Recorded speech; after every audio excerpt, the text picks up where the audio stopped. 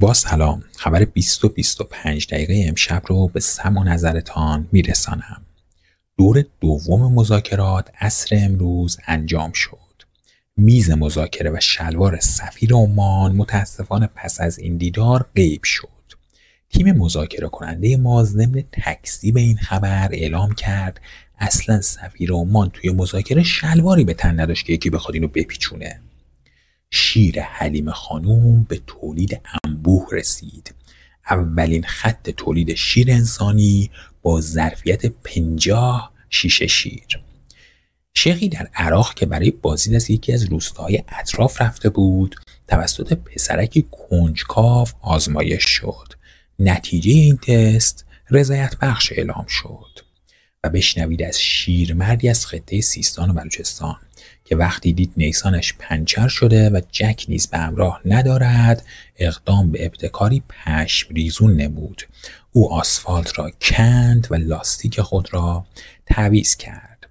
بچه گربه‌ای توسط یک زن نیکوکار پیدا شد.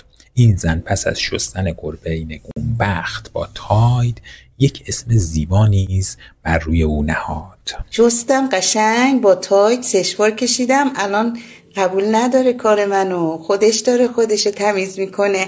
اسمشو چی بذارم؟ کیرلی؟ آقا کیرلی؟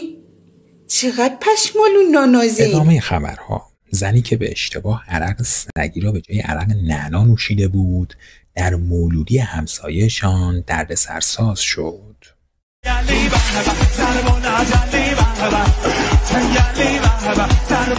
احمد ذوقی، چهره نام آشنای دنیای هنر، همبازی پریناز ایزدیار در فیلم خداوکیلی بمیرم برات شد. سکانسی از این فیلم زیبا را با هم دیگه تماشا می‌کنیم. احمد، بله. اگه اینجایی بهم بگو.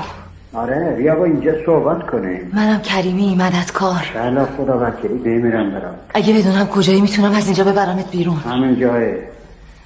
ببین هر لحظه ممکنه بیام. زود صحبت کن، مزاحمت.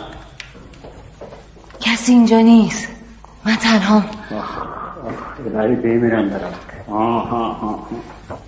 نترس، میخوام کمکت کنم. دست چشم درد نکنه. حالا با خبری شوکه کننده این بخش خبری رو به پایان میرسانیم. محققان دانشگاه پیام‌نور ورامین توانستند از روی ساختار دی ان ای مایکل جکسون بزرگ یک مایکل جکسون مصنوعی تجدیدپذیر به نام هوشنگ جکسون شبیه سازی کنند. خدا نگهدار.